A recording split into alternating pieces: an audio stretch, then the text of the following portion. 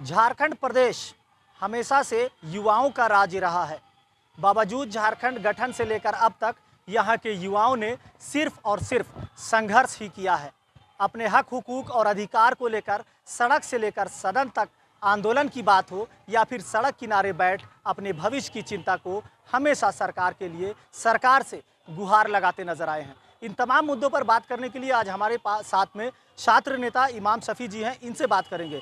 इमाम जी, सबसे पहले आपका कोयलांचल संवाद में स्वागत है।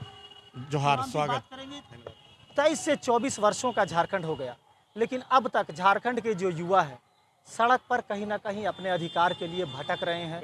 ना रोजी मिल रही है, ना रोजगार मिल रहा है, ना नियुक्ति सही से मिल रही है, ना नौकरियां मिल रही है, ना घर परिवार दुरुस्त हो रहा है। तो आखिर छात्रों का भविष्य किस ओर जा रहा है और क्या होगा? बहुत बड़ी सवाल आपने कहा है सर। झारखंड बने 24 साल हो गया। 24 साल में एक बच्चा भी युवा हो जाता है। झारखंड भी युवा झारखंड है।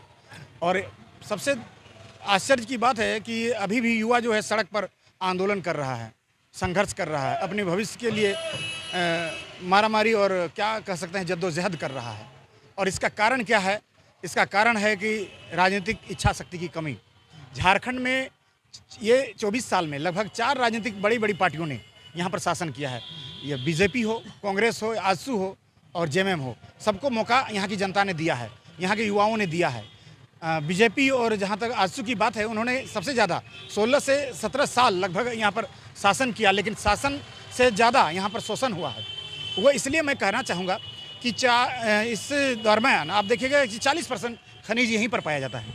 40% उत्पादन की दृष्टि से देखा जाए तो 33% खनिज का उत्पादन झारखंड से होता है, जो कि देखा जाए तो पूरा देश में सबसे अमीर राज्य झारखंड इसके हिसाब से माना जाएगा। झारखंडी गरीब हैं, लेकिन यहाँ के लोग सबसे ज़्यादा गरीब हैं। और युवाओं का जब तक बात होता है तो सबसे ज़्यादा यहाँ पर बेरोजगारी है, सबसे ज़्यादा पलायन भी है। बेरोजगारी है तो पलायन है, स्वाभाविक है।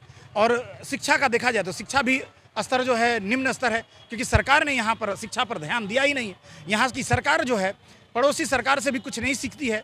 वहाँ पर जो है शराब बैन लगाया गया है, लेकिन यहाँ पर सरकार जो है स्कूल को बंद करके वहाँ पर शराब की बिक्री पर और अपना टैक्स वसूलने पर ध्यान देती है। इमाम जी, केंद्र सरकार हो या राज्य सरकार, हर किसी ने शिक्षा, स्वास्थ्य, रोजगार, इन तमाम चीज़ों की बात की, लेकिन फिर भी कहीं ना कहीं फिसड्डी ही साबित हो रही है बातें, ये माना जा सकता है।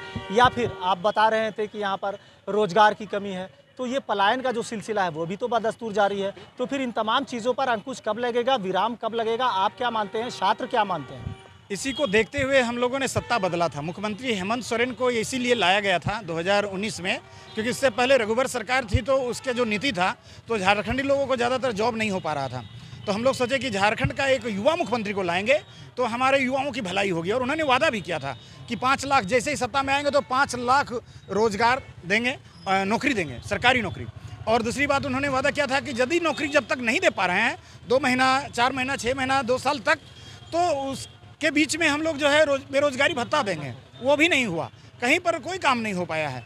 तो मेरा कहना है कि 5 लाख छोड़िए, यहाँ 50,000 भी नहीं दिया गया। और रघुवर सरकार द्वारा जितने भी पेंडिंग बहालियाँ थी, लगभग शिक्षक की थी या पंचायत सचिव को छोड़ करके तमाम जो काराचालक, तमाम प्रकार के जो उत्पाद सिपाही का, सबको रद्द कर दिया। यानी उल्टा विपरीत काम हुआ है यहाँ पर।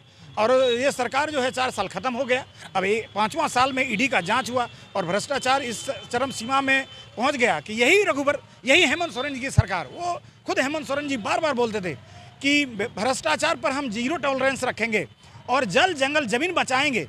लेकिन जमीन का घोटाला में ही वो खुद आज जेल में है और ईडी में जांच हो रही है।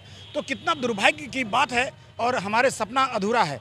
एक परीक्षा जो जेपीएससी का करीब 17 साल में 2022 में जेपीएससी का गठन होता है और इस 22 साल का उस जेपीएससी में मात्र 7 परीक्षा हुआ है और 7 परीक्षा विवादित हुआ है। उसमें तमाम सिविल सेवा परीक्षा को छोड़ करके टोटल और परीक्षाओं को जोड़ कर देखा जाए, पहली और दूसरी सिविल सेवा को देख करके जोड़ करके देखा जाए तो 18 सिविल सेवाओं की परीक्षाओं का सीबीआई जांच। इतना कुछ हो जाने के बाद भी तो झारखंड के लोग, खासकर पार्टी के लोग, कह रहे हैं हेमंत है तो हिम्मत है। ये सिर्फ यहाँ पर जाति का राजनीति हो रहा है, यहाँ धर्म का राजनीति है। और मुख्यमंत्री हेमंत सोरेन का क्या कहें, इससे पहले का हम थोड़ा सा पीछे जाएंगे। 2014 के बाद जो है केंद्र में जो मोदी सरकार या केंद्र की जो है बीजेपी सरकार आई है, तो माना जा सकता है उस समय तो डबल इंजन की सरकार थी। डबल इंजन की सरकार जो थी तो वो क्या हुआ है कि ये जो हिम्मत है, ये बातें सिर्फ आदिवासी लोग कह रहे हैं। इसी तरह तो देखिएगा कि अब जयराम महतो एक नया युवा लड़का अभी आ रहा है, तो कुर्मी महतो कहेंगे कि ये नेक्स्ट सीएम होगा। तो ये जातिवाद और धर्म का नफरत की राजनीति जो है, जब से केंद्र में बीजेपी सरकार आई है तब से ये बढ़ता चला जा रहा है और इसका थमने का नाम नहीं ले रहा है। एक नया नाम जो जयराम महतो का सामने आ रहा है, लोग इसके समर्थन में भी दिख रहे हैं। जयराम को भी लोग नेतृत्वकर्ता के तौर पर मान रहे हैं। ये जयराम महतो कहाँ से आए और क्या इनकी भूमिका रही, और क्या ये सही में एक नेता है जो कि झारखंड को सही दिशा में ले जा सकता है? बिल्कुल हमें भरोसा नहीं है और तमाम बुद्धिजीवी लोगों को कोई किसी को भी भरोसा नहीं है। कुछ कुर्मी संगठन के लोग को भी अब ये नहीं लग रहा है कि वो हमारे हित में काम करेगा, क्योंकि सब नेता बनने से पहले इसी तरह बड़े बड़े चिकने चुपड़े बात करते हैं। इससे पहले भी आपको देख सकते हैं कि अभी जो सुदेश महतो, इनको भी बहुत ज़्यादा प्रेम मिला था, स्नेह मिला था। इससे पहले देखिएगा, इतिहास देखिएगा तो आपका बंधु तिर्की बोले थे कि आदिवासी के लिए स्टूडेंट को और युवाओं को मुद्दा बना करके हॉस्टल में आते थे और वो बड़ा नेता बन गए। उसके बाद वो कोई काम नहीं किए, मंत्री बन गए, लेकिन कोई काम नहीं किए। सुदेश महतो भी आपका पूर्व क्या बोलते हैं मंत्री बने हैं, लेकिन वो भी कोई काम नहीं किए। इसी तरह जयराम महतो से भी हमें कोई भरोसा नहीं है और तमाम झारखंडियों को भरोसा नहीं है। कुछ युवा लड़का लोग हैं, ये कहना है कि इन छात्रों को गुमराह किया जा रहा है, युवाओं को। झारखंड का एक तो नौकरी नहीं हो रही है और जो बच्चे पढ़ाई लिखाई कर रहे थे उसको भी बरगलाया जा रहा है। आप देखते होंगे कि वो भीड़ देख करके जयराम महतो एकदम पागल सा हो गया है। उसके हर भाषा में देखिएगा कि आक्रोश है और लगता है कि ये जंगल राज कायम करने के लिए है। भारत का सबसे धनी राज्य के साथ साथ सबसे खूबसूरत राज्य झारखंड इसलिए भी है क्योंकि सबसे मधुर भाषी होता है झारखंडवासी। यहाँ का बोलना ही संगीत माना जाता है और चलना ही नृत्य माना जाता है। लेकिन यहाँ पर जयराम का जब भाषण देखेगा तो घमंड से इतना ज़्यादा चूर है, भीड़ देख के इतना ज़्यादा वो पागल है, बौरा गया है। तो ये क्या कहता है, अधिकारी से कर्मचारी से लेकर अधिकारी तक और नेता से लेकर मंत्री तक सभी को असंवैधानिक असभ्य बात करता है और पता नहीं क्या क्या उसको समा गया है कि लग रहा है कि ये उनको हमेशा मतलब इसी तरह से उसको भीड़ देखने पर इतराने वाला वो सोशल मीडिया का नेता है। अब युवाओं को क्या करना चाहिए इन तमाम चुनौतियों के बाद? अब युवाओं को कौन सा रास्ता इख्तियार करना चाहिए? युवाओं को अपने आप में भरोसा करना चाहिए, मेहनत करना चाहिए, अपने पढ़ाई में किसी भी हाल में डिगना नहीं चाहिए। वो अपना पढ़ाई जारी रखे और अपना संघर्ष अपने आप करे।